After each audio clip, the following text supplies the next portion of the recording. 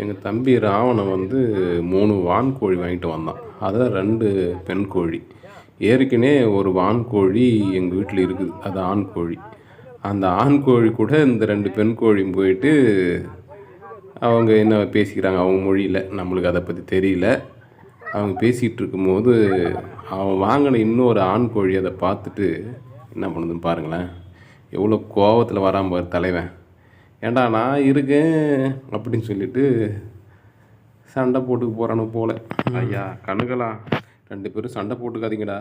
காலங்காலமாக மனுஷன்தான் இந்த மண்ணுக்கும் பொண்ணுக்காக சண்டை போட்டுட்ருக்கானா. நீங்களும் அப்படி தானடா?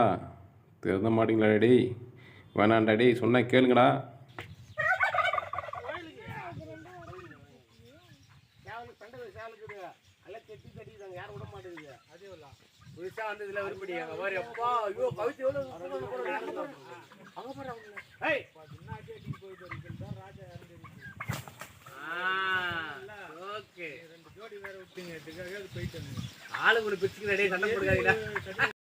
ஆனால் ஒன்று மட்டும் சொல்கிறேன், இதேமாரி சண்டை போட்டிருந்தீங்கன்னா நீங்கள் வேலைக்கு ஆக மாட்டீங்க.